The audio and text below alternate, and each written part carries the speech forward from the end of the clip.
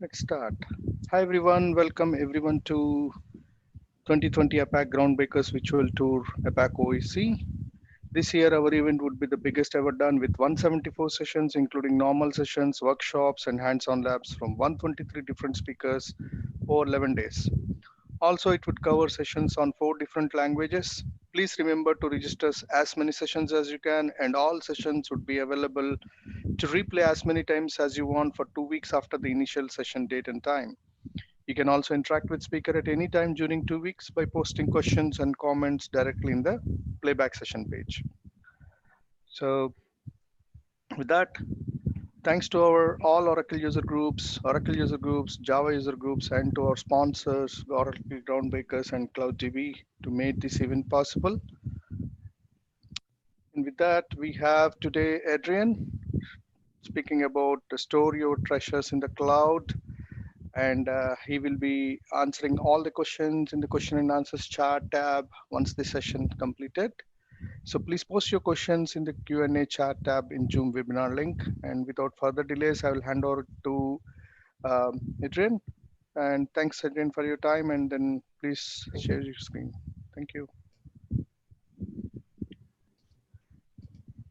Okay, you're up. Yeah.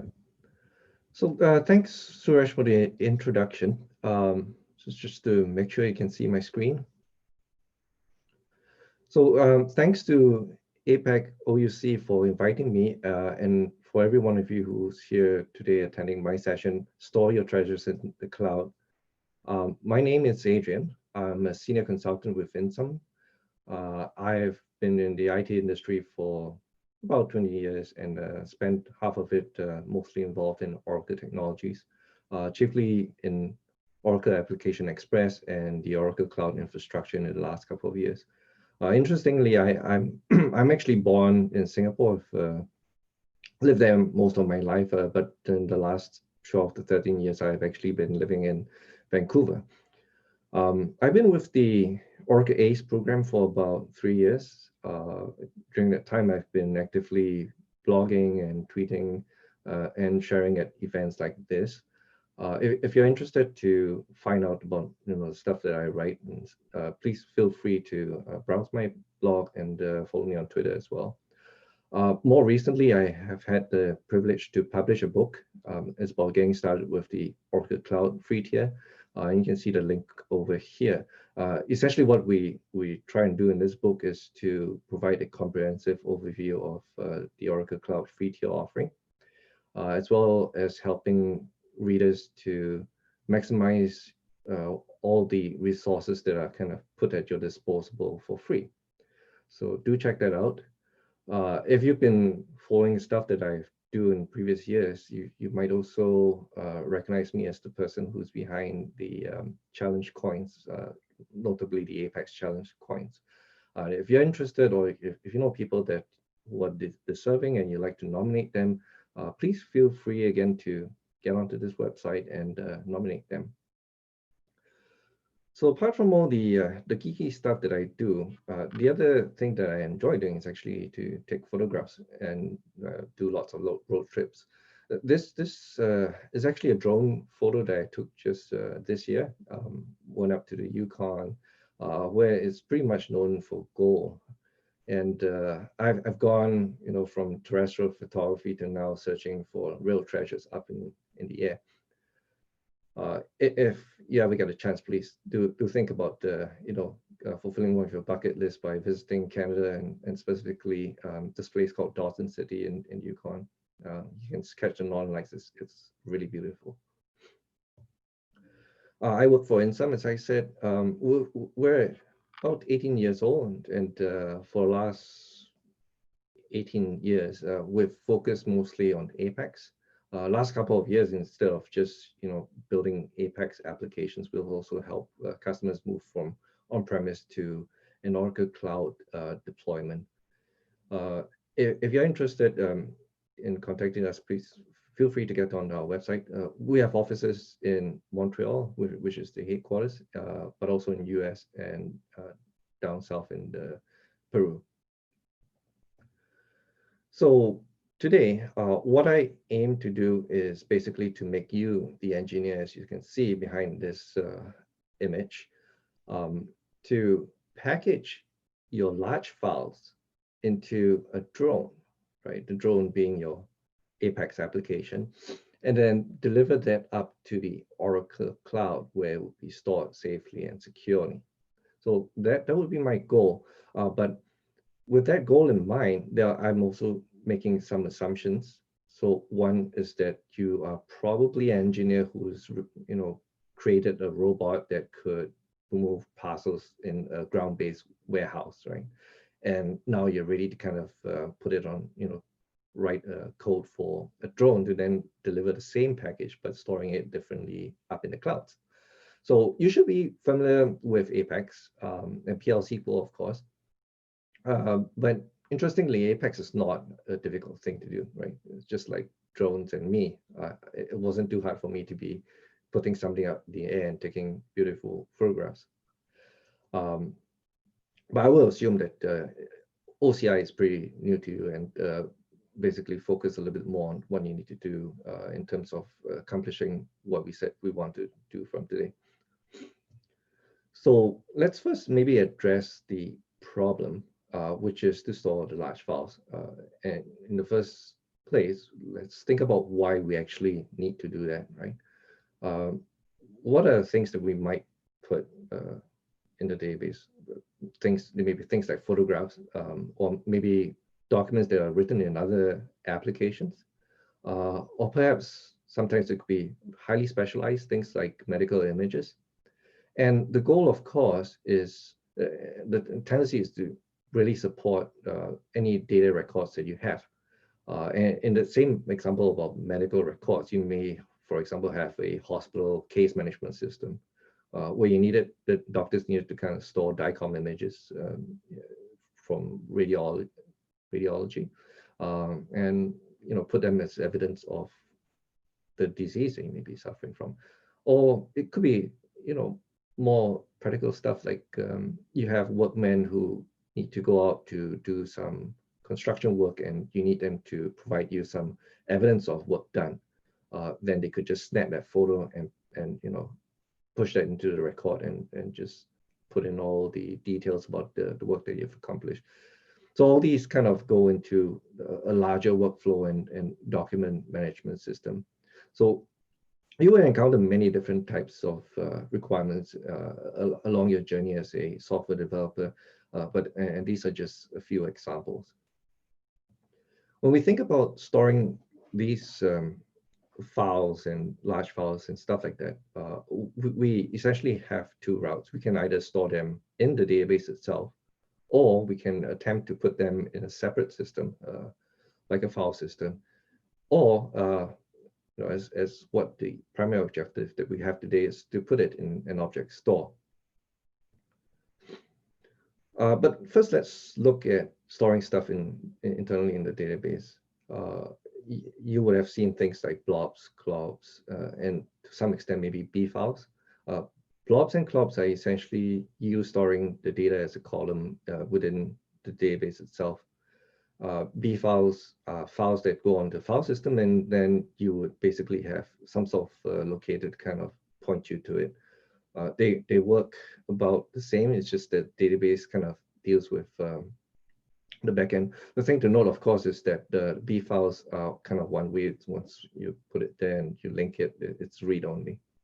The maximum file size that you can store in the blob or clob or nclob is really based on how your database has been configured. It's usually between 8 to 128 terabytes. There is a formula, and for a typical OLTP database, most databases will be configured to let you store up to 32 terabytes, which is quite a lot. And like with everything Oracle, there's always a PL/SQL API that kind of lets you do a lot of things with it. In the newer versions of Oracle database, when you store a blob or a clob, they basically make use of something called SecureFiles. You can actually check that with having your DBA to run this code, and you can see what is being supported. There are a couple of things. So your table space where your objects are going to sit in have to be managed with ASSM.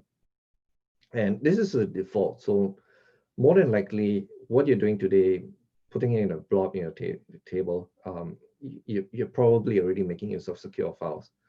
What I wanted to kind of highlight is that if you had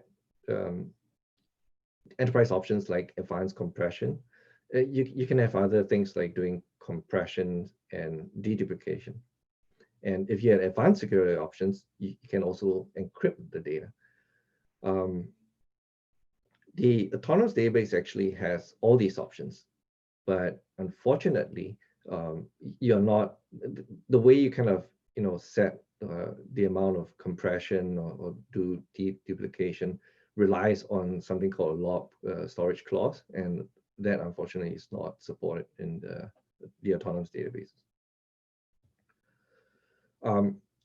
Just going to briefly touch on this, but there's a thing called the DBFS, and it's been there for quite a while. Interestingly, while they say it's a file system, it's really just a bunch of replicas, and you're putting files still in logs in a database. Some people might use it. I personally haven't encountered this in the work that I've done, but it's interesting in the sense that you can have client software even on the operating system that allows you to access these files as though they were like a normal file system. So quickly, I believe most people who have done Apex development for a while would have encountered this. So I'll just kind of briefly talk about how we, would typically store blobs within Apex. So all I need really is a table that has maybe 3 columns, one to store the file name, one for the MIME type, and of course you would need a column for the blob itself. And with that, I can quite easily create an application in Apex that has a classic report that queries over this table, right? And I have buttons like create, and if there are results here, maybe edit buttons that launch a details page. And on this details page, there is really only one page item that I'm going to use. And that is a file browse standard page item that you'll find in Apex. Excuse me. So this here would be the file, the P2 blob content. And here I would say store it as a blob column. I will map the MIME type column and the file name column, and then specify the source, which is the column that I intend the blob to kind of be stored in, and that's it. Point to note is that I am using the forms region, so I'm making use of standard AML procedures to kind of save the files and stuff like that. Most recently, I think in the last couple of weeks, we've seen Apex 20.2 coming out in the wild. The thing I kind of wanted to mention is that now we have things like drop zone, courtesy of, I believe, Daniel Hochleiner. I think he contributed this, and it's now part of the solution where you have a nice, much larger space to kind of drop your files and upload it. And it still works pretty much the same way as you would on the standard file browse page item. So this is what happens when I actually load a file. Out of the box, you get this little checkbox that lets you specify whether or not you want to display a download link, and Apex does it all magically for you. I also wanted to kind of display the image.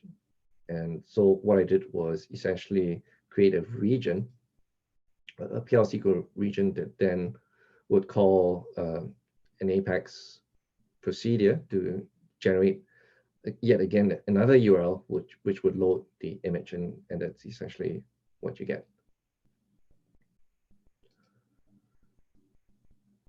So that's fairly straightforward. Let's now dive into the meat of what it takes to get the files into an object storage in the cloud for Oracle. So object storage is not new or exclusive to Oracle. We've seen many other cloud providers who have provided similar solutions. And essentially, object storage is unlike our typical file system where you either have directories and files or some kind of hierarchy, or you have to worry about blocks and stuff like that. In object store, there's only a place where you put your file, and then there's a unique reference, which is typically in the form of a uniform resource identifier, which is a URI, or commonly known as URL for most people. Oracle has their own. It is a region service with data that's kind of replicated across domains. You will have to be careful, and because some regions only really have one domain, but most would have at least 3. Costs are managed essentially by how much you use per hour, and they just aggregate that at the end of the month, and that's your bill. Like everything with Oracle Cloud, the first 10 terabytes of outbound internet transfers are always free per month. And the maximum size that you can store is 10 terabytes, which in contrast to what we said about storing it in blobs, it's quite a bit different, but most use cases, 10 terabytes alone is quite a lot. So Amazon S3 has their storage, and they have a whole bunch of APIs that let you push in files and pull them, delete them. Likewise, Oracle also has that with their feature, and they also support multi-part upload, and generally that's something that you would use if you had files that are larger than 100 megabytes. But it is a more complex process, which I will not touch on today. So that's all nice, but the next question would then be, how do I actually get hold of this feature to use with Apex? So the first thing that you would do, of course, is you would sign up for the Oracle Cloud account. And if you're new to OCI, you can get a free trial that gets you about $300 worth of credits, and that's in US dollars.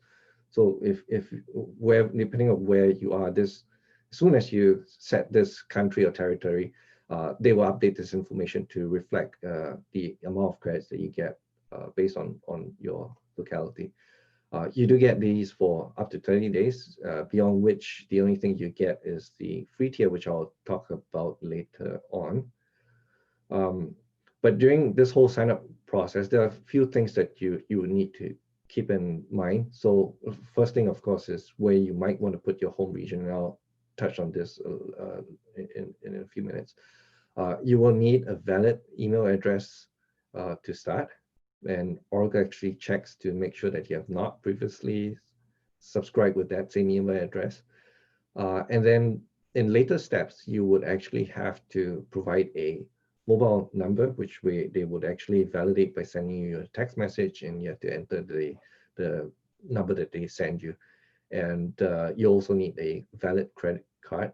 It's a pain point for many people, but it's they do that by just to make sure that you have I think they're just making extra hoops to make sure that you're serious about what you're doing. But it does put a small charge, which they immediately reverse, and you'll be good to go. So when we talk about home regions, that's something you have to really think about. To date, Oracle has, I believe, the plan is up to 36 data regions across the globe by July 2021. The last one that they announced was in Dubai, and it seems they intend to actually launch a new data region every 23 days. So fingers crossed, we're going to hear an announcement of a new data region soon, and my bets are on Singapore, where I was from. And I'm really excited because that's going to create many opportunities for the company as well as for customers, Oracle customers in the ASEAN region specifically, because right now there just isn't a data region that's close enough. And selecting something that's close to you is important as well. And I provide a few tools here where on the left, you would see feature availability. So you would pick a region that has the stuff that you want to use. That's the starting point. You will also check, things like network latency, and also try and figure out, the region that you choose, whether they have sufficient availability domains to meet your scalability and your redundancy requirements. These are really important. But also, keeping the note about home regions is that that's where you can only create your free tier account OCI resources. And here I kind of list what is essentially available to you with the Oracle Cloud free tier. You get 2 compute instances, which are virtual machines that you can run. They are of a teeny little size that is good enough typically for running web servers. You do get 2 autonomous databases, and autonomous databases comes with a lot of meat in it, and they're all free. And you also have other things like load balancer, but importantly, you also get object storage. And that's what you want alongside your autonomous database. So everything that I talked about today, you can do for free with the Oracle Cloud free tier account. So once you've signed up for your account, the next thing you will need to do is to prepare your environment. And here I kind of listed out the 4 things that you need to do, and hopefully you do that in that order. You will begin by creating compartments, and then the autonomous database where Apex is going to live, the object storage buckets, which you will need to put your files in, and then you need to create identity resources that you will need in order to facilitate your application to do the actual uploads using the APIs. So compartments, and what are they? They're logical separation between resources. So you could have different departments working in different compartments where they would have their own maybe autonomous databases or database systems, and lots of many different things. But the idea is that you would use these to kind of isolate stuff that people create, right? So you don't necessarily want the HR department to be messing around with what software development is doing. And so that's when compartments come in handy. It's also a great way, at the end of the month when you want to kind of do budgeting and make sure that the departments are spending according to how much they've been allocated. So to create compartments, it's very straightforward. It's probably the simplest thing that you would do, and that's to go log into your OCI account, and then on the top left, there's always this hamburger menu, as seen here. You click on that, and then you can go all the way down to identity. And when you mouse over the right side, it will show up compartments. And on the main compartments page, there's a create button, which you click, and then just fill up this, and you're good to go. The next thing you would do is to create the autonomous database. But first, a quick word about what autonomous databases are, in case you miss all the noise and all the marketing that Oracle has done in the last couple of years. It is their flagship product at the moment, something that they call the converged database. The autonomous database comes with many AI-based features, things like auto tuning, auto patching, self healing, and if it's a paid instance, you can even have auto scaling based on the workloads, right? And it's all done automatically without any DBAs involved. With the Oracle free tier account, as I said, you do get 2 of them for free, with a bunch of caveats. One is that you're only limited to 1 CPU and only 20 gigabytes of storage space. There is no auto scaling, no ability to create a private endpoint for your database. So it is a public so-called database.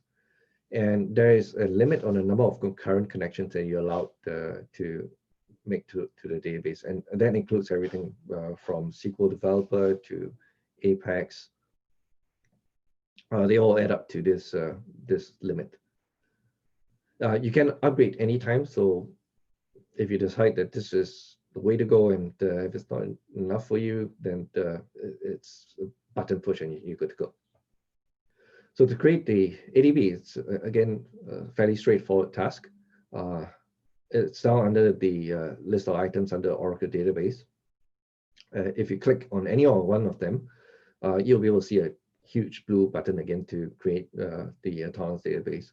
And there you would specify 2 pages worth of information. It's not very long compared to other items that you need to create in other scenarios. But basically, you need to specify a compartment. And the important one is the database name here, where you just choose this wisely because that's how everything is kind of named. You have to pick the workload type. But just to note that if you're choosing an always free database, JSON's not available, and you can only choose between either a data warehouse or transaction ATP, basically. And again, you can't fiddle with this, and there's no auto scaling. But once you've created the ADB, you out of the box it comes with a whole bunch of tools.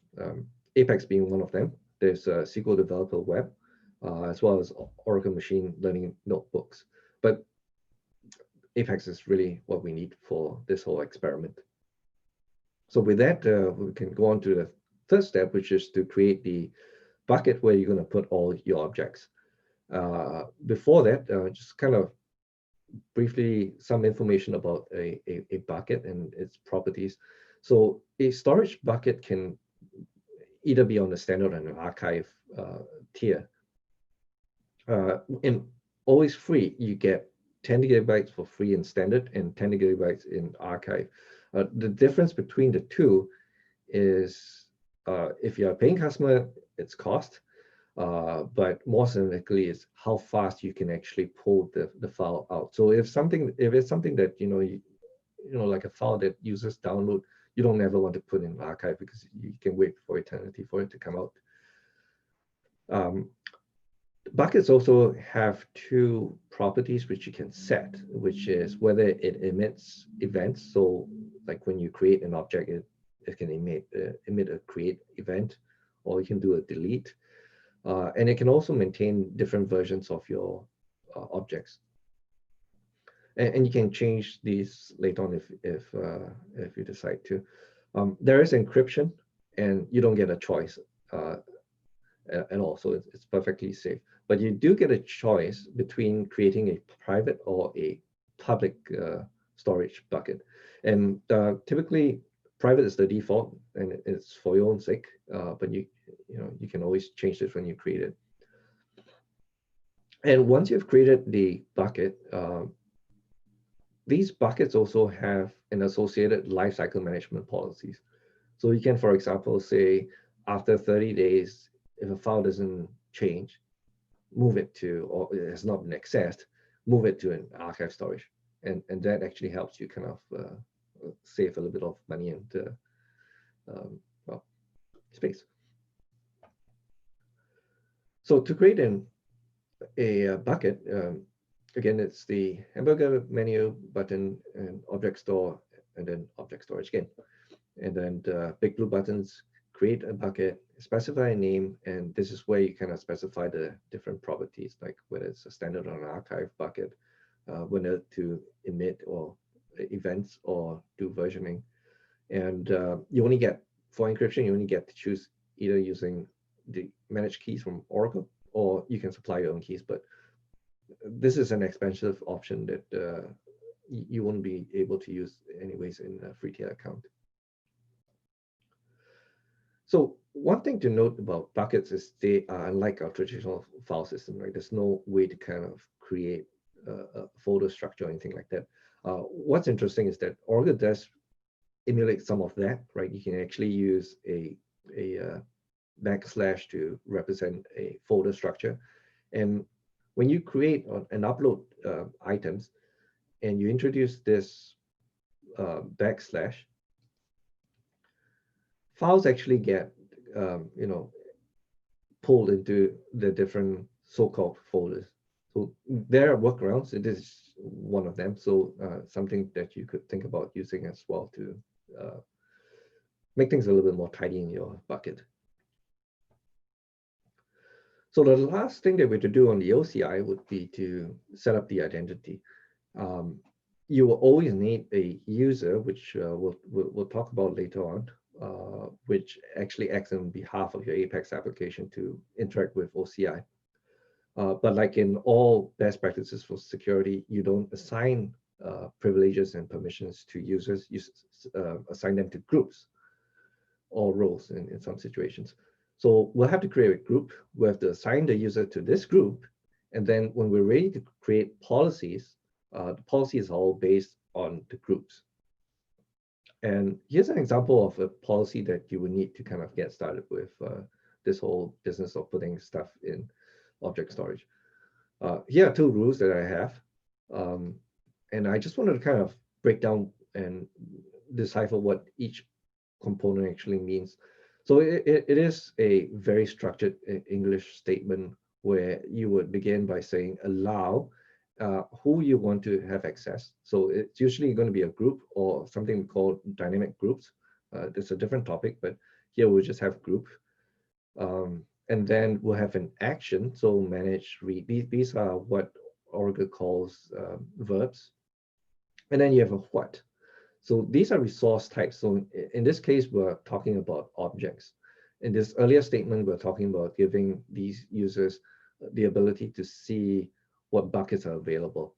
And the next piece is actually about the where. And there are really only two valid values. It's either compartment or tenancy. And typically in this case would be compartment. That's a compartment that I have created earlier on. And then we have a whole bunch of conditions here which you can specify. And this can go on and on. But here in my case, I'm only giving these users specifically the ability to manage objects in the compartment OGBA pack dev. And if and only if the bucket name is called media, which is the bucket that I created earlier on. So it's a really tight policy. You can have more lenient policies, but I just want to kind of show what's the extreme you could go to. So we've seen how to create all these OCI resources and also how we could upload the objects, but we don't really want to have the users kind of logging into OCI web console and upload stuff, right? We want to be able to do it from one point, which is the Apex application. And the way to kind of go about doing this is to use REST APIs, which OCI provides. If you had the opportunity to see or read about what this is about, it's a very comprehensive set of APIs, which you can do almost everything, including standing up resources. And because it's so powerful, Oracle has built many security functionality, and there are strict requirements about how you can interact with the APIs. They did create a bunch of SDKs, but PL SQL was left out for a long time until just about 2 weeks ago, where we started hearing things about it. I have some bonus content, but I doubt I'll have time to kind of talk about it right now. But the reference is there, you can read. I did publish something about it on the blog as well. So you need to create a bunch of keys using OpenSSL, and you actually need this tool. For Windows folks, Git Bash is probably one way to get it.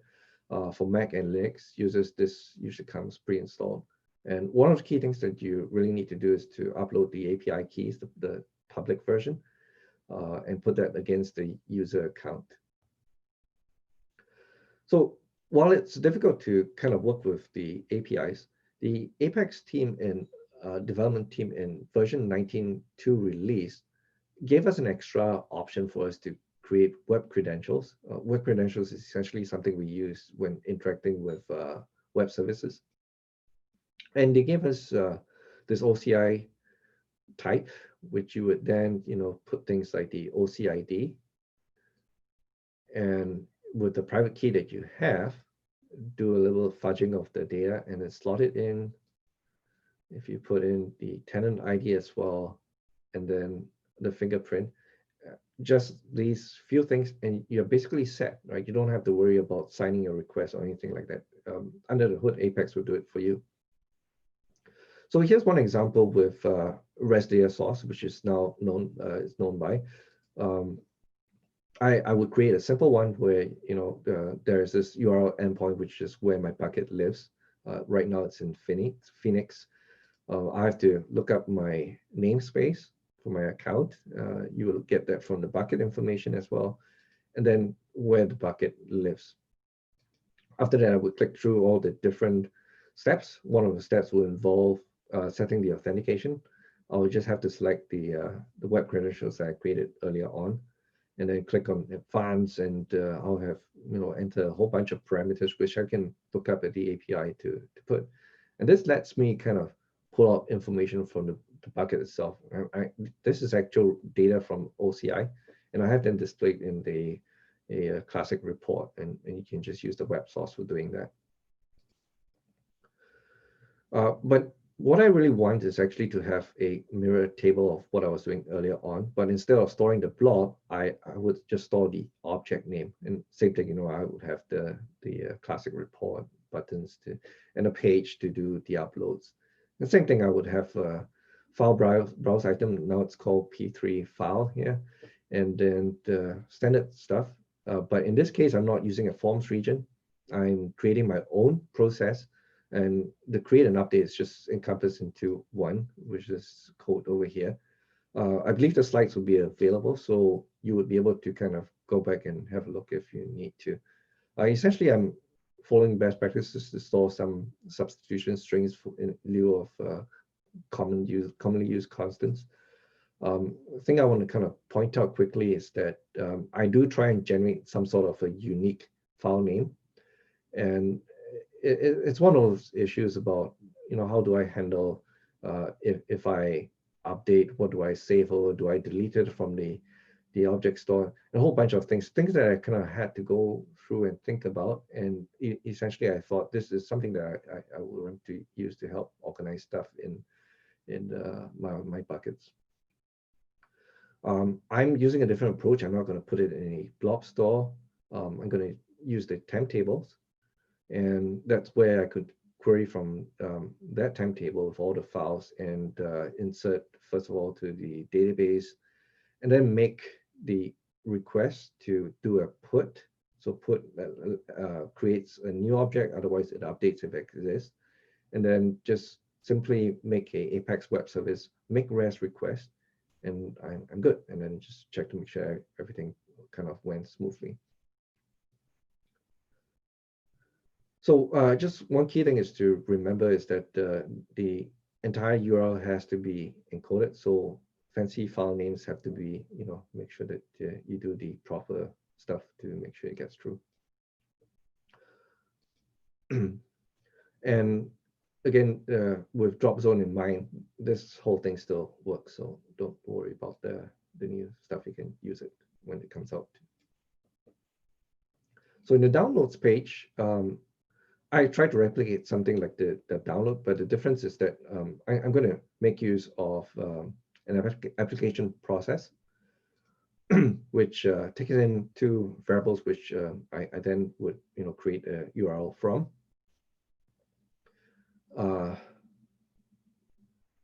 So same thing, I would construct the required URL, make the request, and then I can glean off some information that I can from the object that I've downloaded.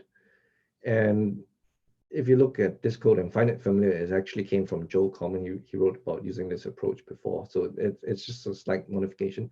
But essentially, this constructs what you need to return the image object itself from a URL. And delete is probably the simplest. Here is just, again, constructing and then sending the delete request. So it's a very short amount of time to cover this much territory. I did write about this a while back. So if you needed detailed notes on, step by step what to do to get this whole proof of concept working, please feel free to read up this article. It's still available. When it comes to displaying images and objects, if you saw what I did, essentially you have to do a database round trips. There's another method which it's called pre-authenticated request, where you can create a URL that's publicly accessible for a set number of time. The only caveat is that you be really careful. I did this with Facebook before. I think they use something similar. And if I were to share with you this URL and then you put it in, even though you're not me or I have not shared that picture with you, you could actually see it. So just bear in mind that there are security concerns that you be concerned about. There is in the Autonomous database a bunch of APIs that you can also use. One is DBMS Cloud, which lets you work with objects, and also more recently the new PL/SQL SDK that we have for the OCI REST APIs.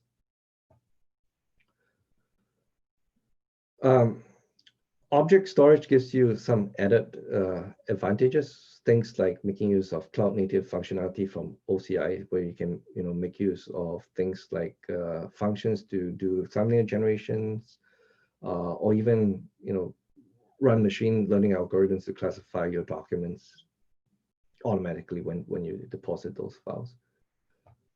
There are a couple of things that you have to really care about when you choose either or two options.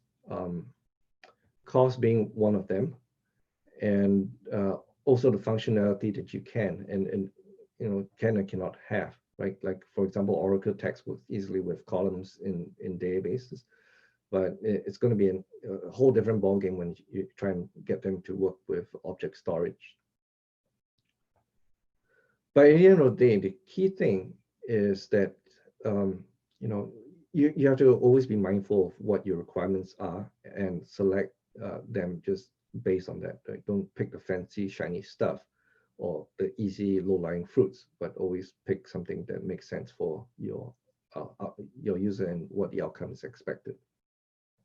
And I hope in this short 45 minutes, we've been able to demonstrate how easy it is to put stuff in the object storage with Apex. And if you have any questions, please feel free to ask them. I'm not too sure how much time we have left, maybe about 2 minutes. But as usual, here's my... minutes. Yep. Okay, great. Yeah, please post any questions you have so Adrian can answer.